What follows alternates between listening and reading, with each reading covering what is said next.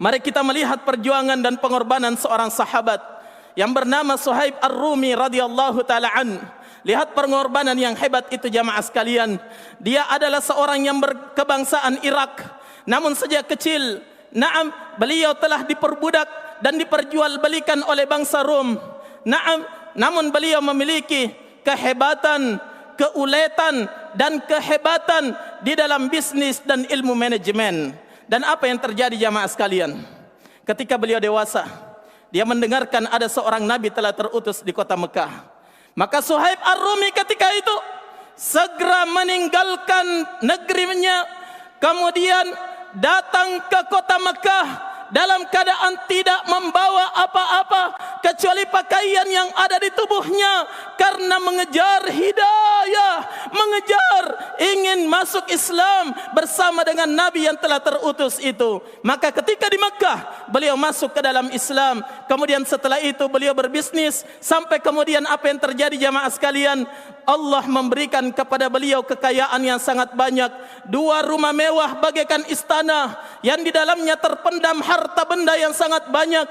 Namun ketika Nabi sallallahu alaihi wasallam mulai berhijrah ke kota Mekah, ke kota Madinah bersama dengan Abu Bakar As-Siddiq radhiyallahu taala an, Suhaib Ar-Rumi tidak lagi tenang untuk tinggal di kota Mekah dalam keadaan orang yang paling dia cintai telah berhijrah ke kota Madinah. Maka ketika itu jamaah sekalian, di siang hari yang bolong, beliau tinggalkan rumahnya yang mewah, tinggalkan harta bendanya yang banyak, hanya berbekal pedang di tangannya dengan beberapa busur panah dia bawa untuk berhijrah menyusul Rasulullah sallallahu alaihi wasallam ke kota Madinah.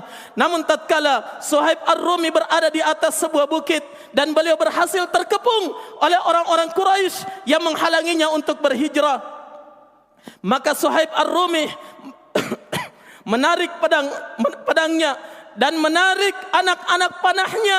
Kemudian apa yang beliau katakan? Kata Suhaib Ar-Rumi, jangan sekali-kali kalian mendekat kepadaku, karena anak-anak panah ini akan kubagikan kepada kalian satu persatu. Sungguh kalian tahu bahwa saya adalah orang yang paling hebat di dalam memanah. Maka orang-orang Quraisy itu berkata, wahai Suhaib, sungguh engkau adalah orang yang datang kepada kami dahulu dalam keadaan miskin dan hina, dan sekarang kamu akan meninggalkan Mekah dalam keadaan kaya raya dan banyak harta.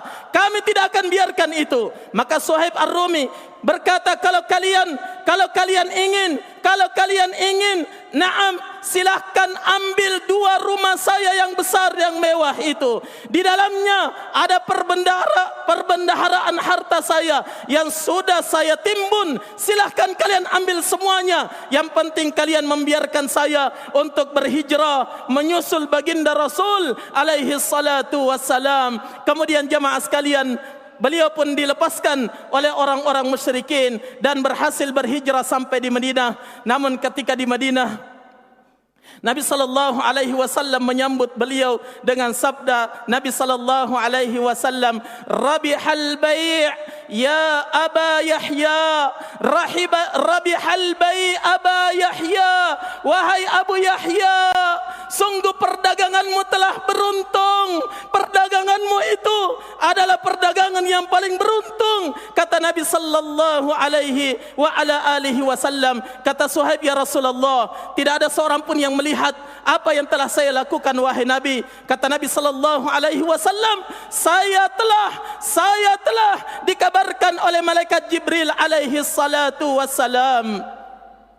Kemudian Allah Subhanahu wa taala menurunkan firman-Nya di dalam Al-Qur'an, "Wa minan nasi may yashri nafsahu ibtigha'a mardatillah wallahu raufum bil ibad." Sesungguhnya di antara manusia ada di antara mereka yang rela menjual diri mereka hanya karena mengharapkan keridaan dari Allah Subhanahu wa taala. Itulah Suhaib Ar-Rumi radhiyallahu taala an. Dan di Madinah Allah gantikan untuk beliau kehidupan yang lebih baik, keimanan yang lebih hebat. Demikian pula jemaah sekalian, harta benda yang jauh lebih banyak, sehingga beliau dikenal di antara sahabat Nabi yang paling dermawan dan paling banyak berinfak di jalan Allah Subhanahu wa taala.